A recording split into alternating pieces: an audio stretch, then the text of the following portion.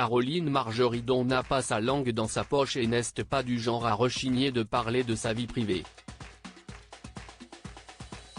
Elle a d'ailleurs pleinement ouvert les portes de son intimité en publiant un livre autobiographique intitulé Libre, et paru en novembre 2021 aux éditions Plomb. Dans cet ouvrage, elle évoque sa vie dans les moindres détails, de sa carrière de brocanteuse à son arrivée dans l'émission Affaires conclues, en passant par son enfance, ses amours chaotiques et ses deux enfants, Alexandre, 23 ans, et Victoire, 22 ans. Si elle se veut très proche de ces derniers, elle admet cependant avoir été très difficile avec eux. Après avoir imposé le pipi test aux copains de ses enfants, elle n'a pas hésité, lorsque ces derniers ont grandi, à s'immiscer de manière insidieuse dans leur intimité. Tous les 2 mois, c'était le rituel, mes enfants venaient me rejoindre dans mon lit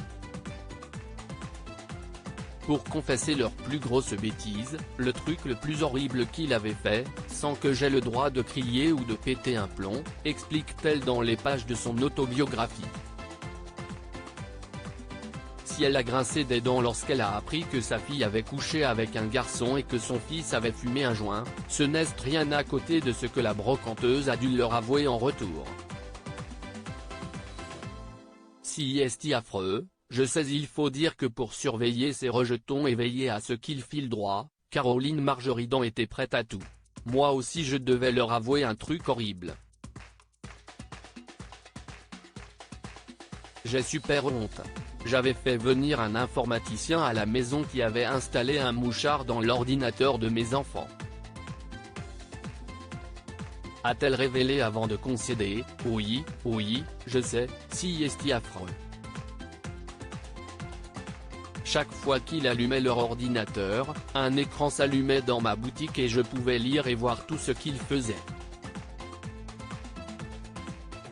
Évidemment, ces enfants n'ont pas du tout apprécié cette nouvelle assourdissante.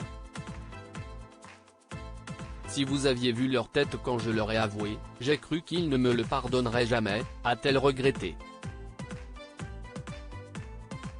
Fort heureusement, Alexandre et Victoire ont rapidement tourné la page. Aujourd'hui, quand ils en reparlent, ils en rient, mais à l'époque, quand je leur ai annoncé, j'ai cru qu'ils n'allaient plus me parler, me renier jusqu'à la fin de leur jour, a-t-elle lâché. Selon la grande amie de Sophie Davant, cette affaire n'a cependant fait que renforcer leur lien. Un mal pour un bien donc.